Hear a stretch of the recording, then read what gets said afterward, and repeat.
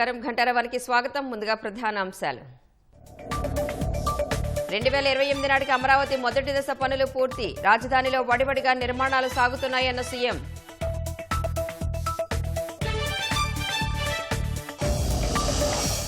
జనవరిలోపు రోడ్లపై గుంతలు పూడుస్తామన్న చంద్రబాబు. గతంలో మరమ్మతులు చేసినా వర్షాల వల్ల దెబ్బతిన్నాయని వ్యాఖ్య.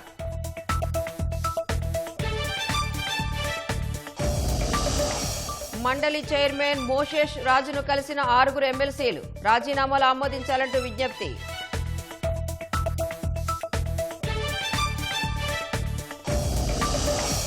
డిజిటల్ అరెస్టు మోసాలపై దేశమంతా ఒకే తరహా దర్యాప్తు ఉండాలి. కేసులను సీబీఐ విచారించాలని సుప్రీంకోర్టు ఆదేశం.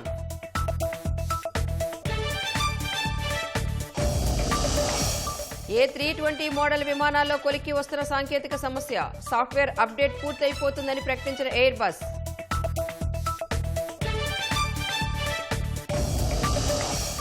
భార్యను కొడవలితో నరికి చంపి వాట్సాప్ స్టేటస్ పెట్టిన భర్త. నిందితుడిని అదుపులోకి తీసుకున్న తమిళనాడు పోలీసులు.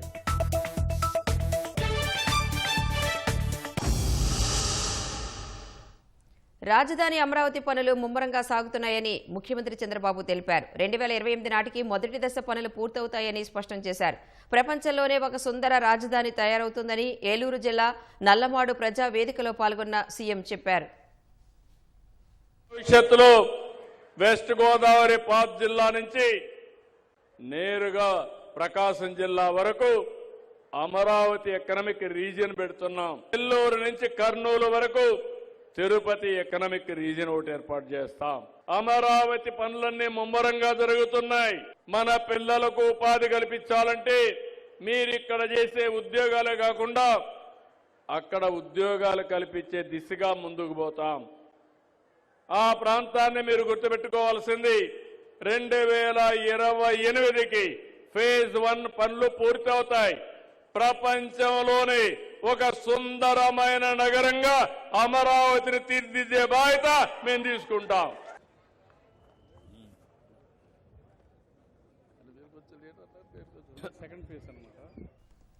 పవన్ కళ్యాణ్ పదే పదే చెబుతున్నట్లుగా మరో 15 ఏళ్లు కూటమి ప్రభుత్వం అధికారంలో ఉండాలని సీఎం ఆకాంక్షించారు. 2027కి పోలవరం పూర్తి చేసి జాతికి అంకితం చేస్తామని ప్రకటించారు. రోడ్ల విషయంలో చాలా సమస్యలు ఉన్నాయని, ఒకసారి మరమ్మతులు చేసినా వర్షాల కారణంగా దెబ్బతిన్నాయని చెప్పారు. జనవరిలోపు రోడ్లపై ఉన్న గుంతలు పూడుస్తామని స్పష్టం చేశారు. రోడ్ల విషయంలో మీరు చూస్తే చాలా సమస్యలున్నాయి. కడాన గుంతలు పడితే మట్టి కూడా పూడ్చలా. మన రోడ్లన్నీ ఒకసారి వేసాం, కానీ మళ్ళా వర్షాల వల్ల దెబ్బతిన్నాయి. మీ అందరికీ హామీ ఇస్తున్నా, జనవరి లోపల ఎట్టి పరిస్థితిలో కూడా రోడ్లన్నీ పాట్ హోల్స్ అన్ని పూర్తి చేసే బాధ్యత ఈ ప్రభుత్వానిది.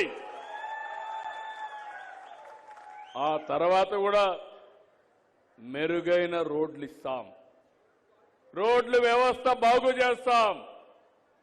ఇలాంటి వినూత్నమైన కార్యక్రమాలతో ఈరోజు మనం ముందుకు పోయే పరిస్థితి వస్తాం.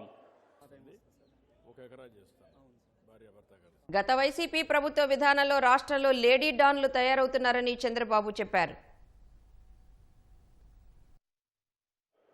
గంజాయి వస్తే కనీసం ఒక్క రివ్యూ మీటింగ్ పెట్టలేదు. దానివల్ల అందరికీ అలవాటు అయిపోయింది. ఇటీవల కాలంలో మీరు చూస్తున్నారు, ఆడవాళ్లు కూడా గంజాయి అమ్మే పరిస్థితికి వచ్చి ఇప్పుడు లేడీ డాన్స్ తయారైపోయే పరిస్థితికి వచ్చారు రాష్ట్రంలో. ఆ వైఎస్ఆర్ కాంగ్రెస్ పార్టీలో ఎంత ప్రమాదం అంటే, బాబాయిని చంపడానికి ఆ రోజు పైన చేశారని నేను పదే పదే చెప్పాను. కానీ ఊరికొక మహిళలు కూడా నేరస్తులుగా తయారు చేసే పరిస్థితికి వచ్చారు. వైసీపీ అధ్యక్షుడు జగన్ ప్రజా వ్యతిరేక విధానాలు నచ్చకే మండలి సభ్యత్వానికి రాజీనామా చేశామని చైర్మన్ మోషేన్ రాజుకు చెప్పినట్లు 6 ఎమ్మెల్సీలు స్పష్టం చేశారు. తమ రాజీనామాలపై నిర్ణయం తీసుకోవాలని జయమంగళ వెంకటరమణ, మర్రి రాజశేఖర్ సహా 6 ఎమ్మెల్సీలు మండలి చైర్మన్ మోషేన్ రాజు కార్యాలయానికి వెళ్లి విజ్ఞప్తి చేశారు. చైర్మన్ తన రాజీనామాను ఆమోదించకుండా జాప్యం చేస్తున్నారని జయమంగళ హైకోర్టును ఆశ్రయించారు. రాజీనామాపై 4 వారాల్లో నిర్ణయం వెల్లడించాలని హైకోర్టు ఆదేశించింది. ఈ నేపథ్యంలో మిగిలిన 5 ఎమ్మెల్సీలతో కలిసి చైర్మన్ను కలిసిన వెంకటరమణ హైకోర్టు ఆదేశాల ప్రతిని అందజేశారు. వెంకటరమణ, డిప్యూటీ చైర్పర్సన్ జకియా ఖానం, పోతుల సునీత, బల్లి కళ్యాణ చక్రవర్తి, కర్రి పద్మశ్రీ, మర్రి రాజశేఖర్ ఇచ్చిన రాజీనామాలు నెలల తరబడి చైర్మన్ వద్దే పెండింగ్లో ఉన్నాయి. త్వరగా తమ రాజీనామాలను ఆమోదించాలని ఎమ్మెల్సీలు కోరారు. చైర్మన్ గారు అడిగినప్పుడు నేను ఒకటే చెప్పాను, ప్రలోభ పెట్టారా ఎవరన్నా, లేకపోతే వ్యక్తిగతంగా నీకేమన్నా అవతల మా పార్టీలోకి రండి అని చెప్పారా అని. ఏమండి, నేను ఏ పార్టీని ఉద్దేశించి రాలేదు. నైతికంగా ఆ పార్టీని వీడి రాజీనామా చేసి ఈ పార్టీలోకి వచ్చాను. అంటే ఇక్కడ మంత్రి ఇస్తారని చెప్పారా మీకు అని అడిగారు, లేకపోతే ఎమ్మెల్సీ ఇస్తానని చెప్పారా అని అడిగారు. నాకు ఎమ్మెల్సీ ఇస్తారో మంత్రి ఇస్తారో తర్వాత నిర్ణయం సార్. నా రాజీనామా ఇప్పటి వరకు మీరు యాక్సెప్ట్ చేయలేదు కాబట్టి 23/11/24లో ఇచ్చాను మీకు రాజీనామా. ఇప్పుడు వరకు యాక్సెప్ట్ చేయలేదు కాబట్టి నేను హైకోర్టుకి వెళ్ళాను. హైకోర్టు 4 వారాల్లో డిసిషన్ తీసుకోమన్నది. మీరు పిలిపించారు కాబట్టి నేను వచ్చాను. నాకు ఎటువంటి ప్రలోభాలు లేవు, ఏవీ లేవు, ఎటువంటి ఆశలు లేవు. జనసేన పార్టీలోకి వెళ్ళిన తర్వాత కూటమి ప్రభుత్వం నిర్ణయం తీసుకుని నాకు ఏ బాధ్యతలు అప్పచెప్తే ఆ బాధ్యతలు ప్రజాసేవ కోసం చేస్తాను తప్పితే వేరే వ్యక్తిగతంగా లేదని చెప్పి చాలా స్పష్టంగా చెప్పాను. దానికి నిర్ణయం తీసుకుంటానని చెప్పారు. హైకోర్టు డెసిషన్ కూడా 4 వారాల్లో మీరు నిర్ణయం తీసుకుని ఏ విషయం చెప్పకపోతే కనుక నేను మళ్ళీ మిమ్మల్ని కలుస్తాను సార్. మళ్ళీ మధ్యలో తర్వాత నిర్ణయం తర్వాత తీసుకుంటాను నేను. అందుకనే తొందరలో నాకు నిర్ణయం తీసుకుని చెప్పాల్సిందిగా తమను అభ్యర్థిస్తున్నాను. రాజీనామాను యాక్సెప్ట్ చేయవలసిందిగా మిమ్మల్ని కోరుతున్నాను హైకోర్టు డెసిషన్ ప్రకారం అని చెప్పాను. నాకు వైఎస్ఆర్ కాంగ్రెస్ పార్టీలో నాకు జరిగినటువంటి అన్యాయం ఈ రాష్ట్రంలో బహుశా ఎవరికి జరిగి ఉండదు. నా వలన పార్టీ బజార్కి వెళ్ళింది, వీధికి వెళ్ళింది. అక్కడ నా చాకిరీ ఎవడు చేయలే. అక్కడ నేను ఇంత చేసిన తర్వాత నాకు ఆ పార్టీలో ఏం జరిగిందో మీ అందరికీ తెలుసు. ఇంతకాలం సర్వీస్ చేశాం కాబట్టి మాకు ఒక స్థానం చిలకలూరుపేటలో ఉంది. 2019లో గెలుపు కోసం కృషి చేస్తే రాజశేఖర్ అనేవాడిని తొక్కాలా, ఉన్నటువంటి వాళ్ళని స్ట్రెంగ్థనింగ్ చేయాలా అనేది మాత్రం ప్రస్ఫుటంగా కనపడింది. నాతో పాటు కొంతమంది ఫాలోవర్స్ ఉంటారు. వాళ్ళందరూ కూడా చిత్తశుద్ధితో పనిచేశారు. జగన్మోహన్ రెడ్డి గారు పార్టీ పెట్టినప్పటి నుంచి పనిచేశారు. జగన్మోహన్ రెడ్డి గారు పార్టీ పెట్టినప్పటి నుంచి పనిచేసి తొక్కించుకోవడానికి పనిచేశారా? నన్ను తొక్కడం అంటే నా దగ్గర ఉన్నటువంటి వాళ్ళు మొత్తాన్ని తొక్కటమే. తప్పనిసరి పరిస్థితుల్లో నాకు పదవి ఇచ్చారు. ఇంక ఎట్టి పరిస్థితుల్లో కూడా నాకు ఇక్కడ గౌరవం లేదు, ఉండటానికి వీలు లేదు అని చెప్పి నేను కానీ నాకు సంబంధించినటువంటి వాళ్ళు కానీ అందరం కూడా నిర్ణయం తీసుకున్న తర్వాతనే వెళ్ళాను. ఆ పార్టీ టికెట్ మీద నేను కొనసాగడానికి నేను నిర్ణయించుకోలేదు. కొనసాగకుండా ఉండటం కోసం నేను రాజీనామా చేశాను. వైఎస్ఆర్ కాంగ్రెస్ పార్టీ మీద 100% తెలుగుదేశం పార్టీ ప్రజాస్వామ్య పార్టీ. రాజీనామాని నేను యాక్సెప్ట్ చేయమని అడిగాను, వాళ్ళు యాక్సెప్ట్ చేయలేదు. వాలంటరీగా నేను చేశాను, ఎక్కడా బలవంతం లేదు. వైసీపీ హయాంలో ఉద్యోగం కోల్పోయిన ఏఆర్ కానిస్టేబుల్ ప్రకాష్ను విధుల్లోకి తీసుకుంటూ ప్రభుత్వం ఉత్తర్వులు జారీ చేసింది. డీజీపీ కార్యాలయం ఇచ్చిన ఆదేశాలతో ప్రకాష్ అనంతపురం జిల్లా ఎస్పీ కార్యాలయానికి చేరుకున్నారు. ఎస్పీ జగదీష్ ఆదేశాలతో తిరిగి విధుల్లో చేరారు. ఈ సందర్భంగా సీఎం చంద్రబాబు, హోంమంత్రి అనిత, మంత్రి నారా లోకేష్ కు ప్రత్యేక కృతజ్ఞతలు తెలిపారు. 2022లో అప్పటి సీఎం జగన్ పర్యటనలో ప్రకాష్ పోలీసుల బకాయిల కోసం నిరసన తెలిపారు. దీంతో నిబంధనలకు విరుద్ధంగా వ్యవహరించారని ప్రకాష్ను విధుల నుంచి తొలగిస్తూ పోలీస్ శాఖ ఉత్తర్వులిచ్చింది. 2022వ సంవత్సరం 8వ నెలలో గత ప్రభుత్వం ముఖ్యమంత్రి గారు అనంతపురం జిల్లా చెన్నకొత్తపల్లి పర్యటనకు వచ్చినప్పుడు రాష్ట్ర పోలీసుల బకాయిల గురించి నేను మా ఎస్పీ గారి ప్రిన్సెస్లో అమరవీర స్థూపం దగ్గర ఆ బకాయిల కోసం విన్నవించుకోవడం జరిగింది. అందునిమిత్తం గత ప్రభుత్వం నన్ను, నా కుటుంబాన్ని చిత్రహింసలకు గురి చేసి నా మీద అనేకమైన కేసులను బనాయించి నన్ను ఉద్యోగ విధుల నుంచి డిస్మిస్ చేసి కేసులు పెట్టి నా కుటుంబాన్ని చిత్రహింసలు పెట్టి నన్ను 52 రోజులు రిమాండ్లో ఉంచి నా కడుపులు కొట్టింది. కానీ ఈరోజు రాష్ట్ర ముఖ్యమంత్రి శ్రీ నారా చంద్రబాబు నాయుడు గారు మా యొక్క ఉద్యోగాన్ని తిరిగి నాకు ఇప్పించి నా కుటుంబాన్ని కాపాడి ఆర్థికంగా న్యాయపరంగా నా కుటుంబాన్ని రక్షించినందుకు నా కుటుంబం తరపున ప్రత్యేకమైన ధన్యవాదాలు తెలుపుకుంటూ న్యాయబద్ధంగా డిసిప్లైన్గా మా డ్యూటీ మేము చేసుకుంటాం. కృష్ణా జిల్లా గుడివాడలో ఎమ్మెల్యే వెనిగండ్ల రాము పుట్టినరోజు వేడుకలను స్థానిక ప్రజలు ఘనంగా నిర్వహించారు. ఈ సందర్భంగా పలు చోట్ల వైద్య శిబిరాలు, అన్నదాన కార్యక్రమాలు నిర్వహించారు. గుడివాడలో లబ్ధిదారులకు పింఛన్ పంపిణీ చేసిన అనంతరం ఎమ్మెల్యే రాము ఈ సేవా కార్యక్రమాల్లో పాల్గొన్నారు. ప్రజలతో కలిసి కేక్ కట్ చేశారు. అనంతరం పేద ప్రజలకు స్వయంగా భోజనాలు వడ్డించారు. చిన్న వ్యాపారులకు తోపుడు బండ్లను సైతం అందజేశారు.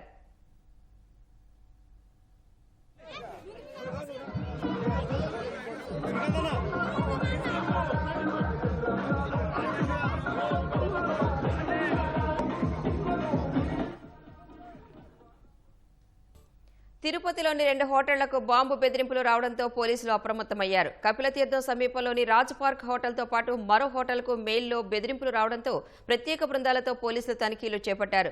బాంబు స్క్వాడ్, డాగ్ స్క్వాడ్లతో క్షుణ్ణంగా పరిశీలించారు. 2 హోటళ్లలో అనుమానిత వ్యక్తులను పోలీసులు ప్రశ్నించారు. ఎక్కడా పేలుడు పదార్థాలు లేవని నిర్ధారించుకుని ఊపిరి పీల్చుకున్నారు. దీనిపై కేసు నమోదు చేసి పోలీసులు దర్యాప్తు చేపట్టారు. అన్నమయ్య జిల్లాలో డిజిటల్ అరెస్టు పేరుతో మోసం చేస్తున్న 3 సైబర్ నేరగాళ్లను పోలీసులు అరెస్టు చేశారు. వారి వద్ద నుంచి 32 లక్షల నగదు, 25 డెబిట్ కార్డులు, 3 ఫోన్లు స్వాధీనం చేసుకున్నారు.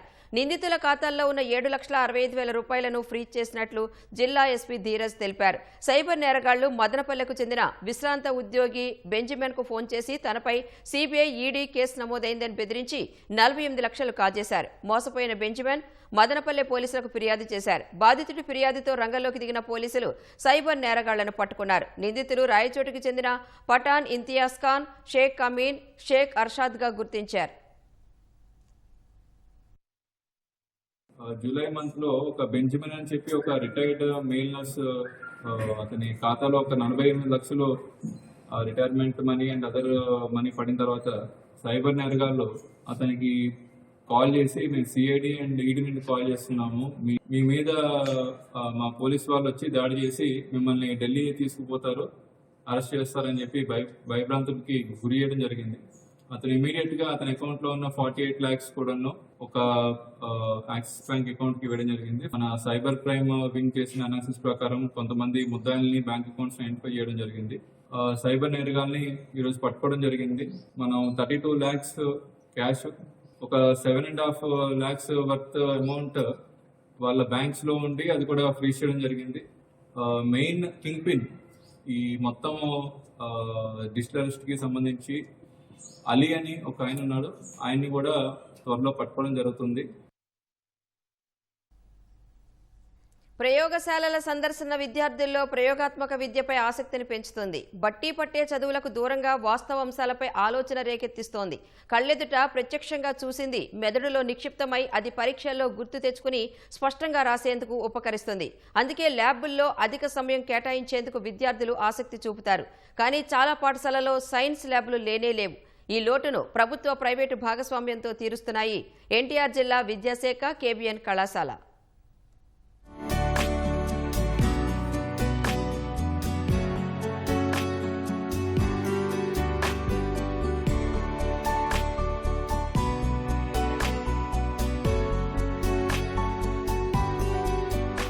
పదో తరగతి పరీక్షలకు సమయం సమీపిస్తున్న తరుణంలో విద్యార్థులు శాస్త్ర విజ్ఞానం పరీక్షల్లో మంచి మార్కులు సాధించేందుకు వీలుగా ఎన్టీఆర్ జిల్లా పరిధిలో హ్యాండ్స్ ఇన్ సైన్స్ పేరిట సైన్స్ ల్యాబ్ సందర్శన నిర్వహిస్తున్నారు. భౌతిక, రసాయన, జీవశాస్త్రాల్లోని అనేక అంశాలపై ఉత్తమ ప్రయోగశాలలతో, అత్యాధునికమైన సాంకేతికతతో కూడిన 100కు పైగా కంప్యూటర్లతో ప్రత్యేక ల్యాబ్ను కేబిఎన్ కళాశాల తమ విద్యార్థుల కోసం అందుబాటులోకి తెచ్చింది. ఈ ల్యాబుల్లోని సౌకర్యాలను ప్రభుత్వ, ప్రైవేటు పాఠశాలల్లోని విద్యార్థులు సైతం వినియోగించుకునేందుకు కేబిఎన్ కళాశాల యాజమాన్యం అంగీకరిస్తూ పాఠశాల విద్యాశాఖకు లేఖ రాసింది. కార్పొరేటు సామాజిక బాధ్యతగా తమ సమ్మతిని తెలియజేసింది. ఎన్టీఆర్ జిల్లా విద్యాశాఖ అధికారులు సైన్స్ ల్యాబులు లేని 54 ప్రభుత్వ, ఎయిడెడ్, ప్రైవేటు పాఠశాలల నుంచి విద్యార్థులు కేబిఎన్ కళాశాలకు వెళ్లి వివిధ అంశాలపై ప్రయోగాత్మక విద్యను నేర్చుకునేలా అవకాశం కల్పించారు. విజయవాడలో చాలా ఎయిడెడ్ స్కూల్ 10th క్లాస్ విద్యార్థులు ముఖ్యంగా వాళ్ళకి ఆ పాఠశాలలో ల్యాబ్స్ లేకపోవడం, థియరీ వేరు, ప్రాక్టికల్స్ వేరు. మరి థియరీ చదివింది ప్రాక్టికల్గా చూస్తే వాళ్ళకి అది మెమరీ స్టోర్ అయ్యి రేపు ఎగ్జామినేషన్స్లో మరి ఆ క్వశ్చన్ వచ్చినా కూడా చాలా కాన్ఫిడెంట్గా వాళ్ళు దాన్ని ఆన్సర్ చేయగలుగుతారు. ఆ ఉద్దేశంతో నేను పిల్లల్ని ఇక్కడ విజిట్ చేసి ఈ ల్యాబ్స్ని సందర్శించి దాంట్లో అవగాహన ఇక్కడ లెక్చరర్స్ కూడా ప్రిన్సిపాల్ గారు కూడా మా 10th క్లాసులో సిలబస్లో కవర్ అయ్యే లెసన్స్లో ఉండే ప్రాక్టికల్స్నే వాళ్ళకి ఇక్కడ ఎక్స్ప్లెయిన్ చేయడం జరుగుతోంది. రోజుకు 3-4 పాఠశాలల నుంచి విద్యార్థులు కేబీఎన్ కళాశాలలోని ల్యాబ్లను సందర్శిస్తున్నారు. కళాశాల విద్యార్థులు, అధ్యాపకులు 10వ తరగతి సిలబస్లోని భౌతిక శాస్త్రం, రసాయన శాస్త్రం, జీవశాస్త్రాల్లోని ప్రయోగాలు, వివిధ ఆసక్తికరమైన అంశాల గురించి ల్యాబ్లో ప్రయోగాత్మకంగా ఆయా పరికరాలు, ఫలితాలను చూపించి వివరిస్తున్నారని కేబీఎన్ కళాశాల ప్రిన్సిపల్ కృష్ణవేణి తెలిపారు.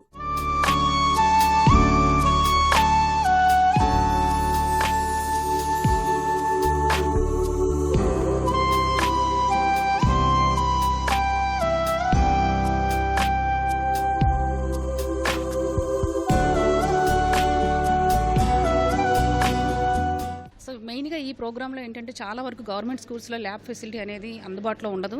సో వాళ్ళందరికీ ఎక్కువ గవర్నమెంట్ స్కూల్స్ వాళ్ళే ఎక్కువగా ఇందులో పార్టిసిపేట్ చేస్తున్నారండి. డిఈఓ గారు ఇచ్చిన 54 స్కూల్స్ కూడా గవర్నమెంట్ స్కూల్స్ అండి. వీళ్ళందరూ వచ్చి ఇక్కడ ఈ ప్రాక్టికల్స్ అనేది నేర్చుకోవడం జరుగుతుంది. ఇది ఈ 1 మంతే కాదండి, ఎప్పుడైనా సరే రావచ్చు. కాకపోతే ఒక 2 రోజుల ముందు మాకు వచ్చి ఒక ఇన్ఫార్మ్ చేస్తే మేము ఈ ల్యాబ్స్ అన్నింటినీ వాళ్ళకి అందుబాటులో పెట్టి వాళ్ళందరికీ కావాల్సిన విధంగా మేము ఎక్స్పెరిమెంట్స్ అనేది డెమాన్స్ట్రేషన్ చేయడం జరుగుతుంది. ల్యాబ్లో ఉపయోగించే రసాయనాలు, పరికరాలు, భద్రతా నియమాల గురించి ప్రత్యక్షంగా చూసి తెలుసుకున్నామని విద్యార్థులు చెబుతున్నారు.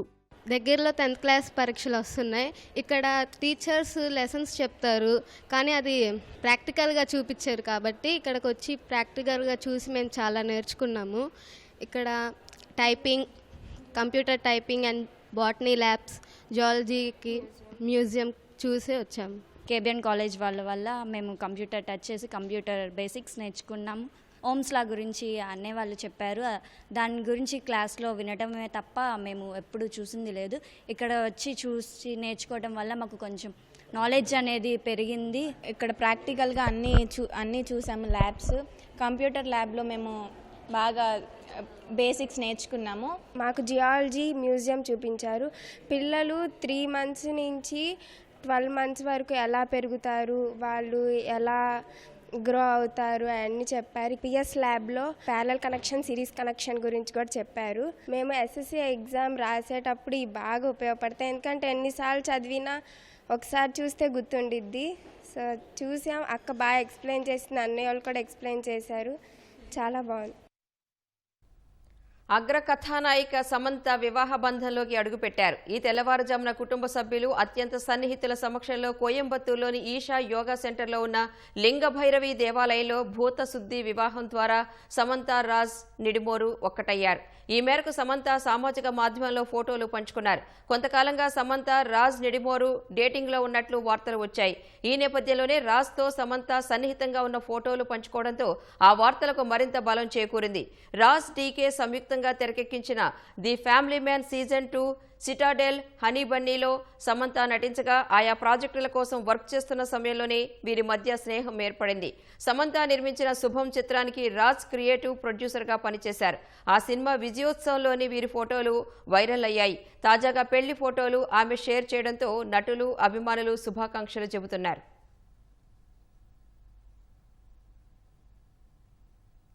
ప్రముఖ సినీ నటి సమంత, సినీ దర్శకుడు రాజ్ నిడిమోరు భూతశుద్ధి వివాహం చేసుకున్నట్లు ఈషా ఫౌండేషన్ ప్రకటించడంతో ఇప్పుడు అందరి దృష్టి ఆ సంప్రదాయంపై నెలకొంది. భూతశుద్ధి వివాహ విధానం గురించి తెలుసుకునేందుకు నెటిజన్లు ఇంటర్నెట్లో తెగ వెతుకుతున్నారు. అసలు ఏంటి ఈ వివాహం, దీని ప్రత్యేకతలేంటో ఈ కథనంలో చూద్దాం.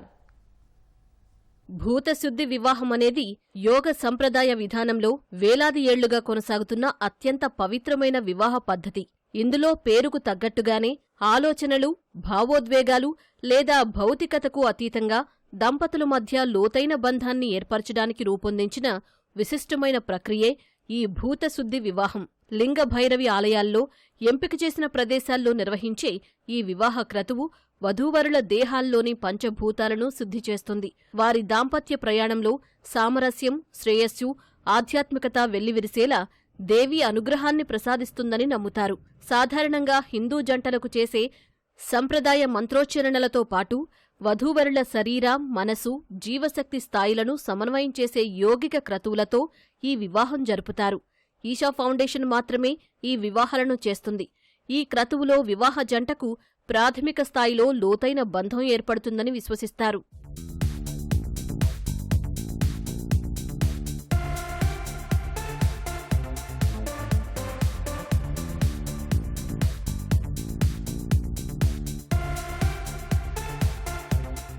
సమంత రాజులకు ముందు పలువురు సెలబ్రిటీలతో పాటు సామాన్యులు సైతం ఈ పద్ధతిలో వివాహాలు చేసుకున్నారు. ఇదే పద్ధతిలో హిందీ బుల్లితెర జంట గియా మానెక్, వరుణ్ జైన్ ఈ ఏడాది ఆగస్టులో వివాహ బంధంలోకి అడుగుపెట్టారు. దేశంలో పెరిగిపోతున్న డిజిటల్ అరెస్ట్ మోసాలపై దేశవ్యాప్తంగా సీబీఐ విచారణకు సుప్రీంకోర్టు ఆదేశాలు జారీ చేసింది. ఈ కేసుల్లో పాన్ ఇండియా స్థాయిలో ఒకే తరహాలో దర్యాప్తు ఉండాలని సీబీఐకి అత్యున్నత న్యాయస్థానం సూచించింది. ఈ మేరకు విచారణకు అవసరమైన అనుమతి, సమాచారం ఇచ్చి సహకరించాలని ప్రతిపక్ష పాలిత రాష్ట్రాలు తెలంగాణ, పశ్చిమ బెంగాల్, తమిళనాడు, కర్ణాటక సహా అన్ని రాష్ట్రాలు, కేంద్రపాలిత ప్రాంతాలకు ఆదేశాలు జారీ చేసింది. డిజిటల్ అరెస్టు మోసాలపై సుమోటోగా విచారణ జరిపిన సీజేఐ జస్టిస్ సూర్యకాంత్ నేతృత్వంలోని ధర్మాసనం తమ వద్ద నమోదైన ఎఫ్ఐఆర్ వివరాలను సీబీఐకి ఇవ్వాలని అన్ని రాష్ట్రాలకు తెలిపింది. మరోవైపు సైబర్ నేరగాళ్ల ఖాతాలు ఫ్రీజ్ చేసేందుకు కృత్రిమ మేధ ఎందుకు వాడట్లేదని రిజర్వ్ బ్యాంక్ ఆర్బీఐను ధర్మాసనం ప్రశ్నించింది. ఒక వినియోగదారుడికి ఒకటి కంటే ఎక్కువ సిమ్ కార్డులు టెలికాం సర్వీసు సంస్థలు ఇవ్వకుండా చూసుకోవాలని టెలికాం శాఖకు సూచించింది. వీటిని సైబర్ నేరాలలో ఉపయోగించే అవకాశం ఉందని సుప్రీంకోర్టు హెచ్చరించింది. పార్లమెంటు శీతాకాల సమావేశాల తొలి రోజే లోక్సభలో వాయిదాల పర్వం మొదలైంది. ఉదయం సభ ప్రారంభం కాగానే ఇటీవల మృతి చెందిన 5 మాజీ ఎంపీలకు నివాళులర్పించారు. తరువాత దేశానికి పురస్కారాలు తెచ్చిన మహిళా క్రీడాకారులకు అభినందనలు తెలిపారు. అనంతరం ప్రత్యేక సమగ్ర ఓటరు జాబితా సవరణ సర్పై చర్చ జరపాలని ప్రతిపక్షాలు డిమాండ్ చేశాయి. కేంద్రానికి వ్యతిరేకంగా నినాదాలు చేశాయి. ఈ క్రమంలో మధ్యాహ్నం 12 గంటల వరకు లోక్సభను స్పీకర్ ఓం బిర్లా వాయిదా వేశారు. ఆ తరువాత కూడా ప్రతిపక్షాలు ప్లకార్డులు ప్రదర్శిస్తూ నిరసనలు తెలుపగా స్పీకర్ ఓం బిర్లా ప్రతిపక్షాల తీరుపై అసంతృప్తి వ్యక్తం చేశారు. ప్రజాస్వామ్యంలో విభేదాలు ఉండటం సహజమని, కానీ అవి చర్చల ద్వారా మాత్రమే పరిష్కారమవుతాయని స్పష్టం చేశారు. ఆయా చర్చల సమయంలో నిరసనలు తెలపడం సరైనది కాదని ప్రతిపక్షాలకు సూచించారు. ప్రజాప్రతినిధులుగా ఎన్నికైన వారు ప్రజల ఆశలు, ఆశయాలకు అనుగుణంగా ఉండాలని హితవు పలికారు. సభను ప్రతిసారి ప్రణాళికతో అడ్డుకోవడం సరైంది కాదని ఓం బిర్లా సూచించారు. ఈ క్రమంలో కేంద్ర మంత్రులు బిల్లులు ప్రవేశపెట్టగా విపక్షాలు ఆందోళన చేపట్టారు. దీంతో సభను మధ్యాహ్నం 2 గంటలకు స్పీకర్ వాయిదా వేశారు. అనంతరం సభ ప్రారంభం కాగానే మరోసారి విపక్ష సభ్యులు నినాదాలు చేశారు. విపక్షాల ఆందోళన మధ్యే Manipur goods and service tax బిల్లుకు లోక్సభ ఆమోదం తెలిపింది. విపక్షాల నిరసనలు కొనసాగడంతో సభను స్పీకర్ రేపటికి వాయిదా వేశారు. సోలార్ రేడియేషన్ కారణంగా ఎయిర్ బస్ A320 మోడల్ విమానాల్లో తలెత్తిన సాంకేతిక సమస్య పరిష్కారం దాదాపు కొలిక్కి వచ్చింది. ప్రపంచవ్యాప్తంగా సుమారు 6,000 విమానాల్లో సాంకేతిక సమస్య తలెత్తగా ఇప్పటికే చాలా విమానాల్లో సాఫ్ట్వేర్ అప్డేట్ను పూర్తి చేసినట్లు ఎయిర్ బస్ ప్రకటించింది. మరో 100 విమానాల్లో దీన్ని పూర్తి చేయాల్సి ఉందని తెలిపింది. దీంతో A320 మోడల్ విమానాలన్నీ ఎప్పటిలా సాధారణ కార్యకలాపాలకు అందుబాటులోకి వచ్చాయని పేర్కొంది. ఈ సందర్భంగా సాంకేతిక సమస్య కారణంగా ఇబ్బంది పడ్డ ప్రయాణికులకు, విమానయాన సంస్థలకు ఎయిర్ బస్ క్షమాపణలు చెప్పింది. సూర్యుడి వేడి కారణంగా ఎయిర్ బస్ A320 మోడల్ విమానాల్లో సాఫ్ట్వేర్ వ్యవస్థ దెబ్బతింది. ఫలితంగా సాంకేతిక సమస్యలు తలెత్తాయి. ఇటీవల ఎయిర్ బస్ కు చెందిన జెట్ బ్లూ A320 అనే విమానానికి ఇలాంటి పరిస్థితే ఎదురైంది. దీంతో సాఫ్ట్వేర్లో మార్పులు చేసుకోవాలని ఎయిర్ బస్ ఆదేశాలు జారీ చేసింది. ఢిల్లీ పేలుడు కేసును జాతీయ దర్యాప్తు సంస్థ NIA ముమ్మరంగా దర్యాప్తు చేస్తోంది. ఫరీదాబాద్ ఉగ్రకుట్రలో భాగస్వామి డాక్టర్ షాహీన్ కు సంబంధించిన వివిధ ప్రాంతాల్లో సోదాలు చేస్తోంది. తాజాగా లక్నవూలోని షాహీన్ నివాసంపై దాడులు నిర్వహించిన అధికారులు ఆమె కుటుంబ సభ్యులను విచారిస్తున్నారు. ఆమె నివాసంలో లభ్యమైన పలు డాక్యుమెంట్స్ ను స్వాధీనం చేసుకున్నారు. ఉగ్ర మాడ్యూల్తో సంబంధం ఉన్న మరికొందరిని అదుపులోకి తీసుకునేందుకు పలు చోట్ల సోదాలు జరుపుతున్నట్లు అధికారులు తెలిపారు. పశ్చిమ బెంగాల్ కోల్కతాలోని ఎన్నికల సంఘం కార్యాలయం వద్ద బూత్ లెవెల్ ఆఫీసర్లు ఆందోళన చేపట్టారు. ప్రత్యేక సమగ్ర ఓటర్ జాబితా సవరణ సర్ ప్రక్రియకు వ్యతిరేకంగా నినాదాలు చేశారు. BLOల ఆందోళన నేపథ్యంలో పోలీసులు భారీగా బ్యారికేడ్లు ఏర్పాటు చేశారు. ఈ క్రమంలో BLOలు బ్యారికేడ్లు ఎక్కి కార్యాలయం లోపలికి చొచ్చుకు వెళ్లే ప్రయత్నం చేశారు. తమ సమస్యలను విన్నవించేందుకు తమను లోపలికి అనుమతించాలని BLOలు డిమాండ్ చేశారు. తమకు పని భారం పెరుగుతోందని, సర్ ప్రక్రియను మరో 2 నెలలకు పెంచాలన్నారు. BLOలకు మెరుగైన పని పరిస్థితులను కల్పించాలని కోరారు. తమిళనాడుకు చెందిన S. బాలమురుగన్ అనే వ్యక్తి తనతో విడిపోయిన భార్యను అతి కిరాతకంగా హత్య చేశాడు. అనంతరం ఆమె మృతదేహంతో సెల్ఫీ దిగి వాట్సాప్ స్టేటస్లో పెట్టాడు. ఈ సంఘటన కోయంబత్తూరులోని ఓ మహిళా హాస్టల్లో జరిగింది. 32 ఏళ్ల బాల మురుగన్ తన భార్యతో తరచూ గొడవలు పడేవాడు. దీంతో అతన్ని విడిచిపెట్టి ఆమె వెళ్లిపోయింది. తన 2 పిల్లల్ని తల్లి వద్ద విడిచిపెట్టి కోయంబత్తూరులోని ప్రైవేట్ హాస్టల్లో ఉంటూ ఓ కంపెనీలో పనిచేస్తోంది.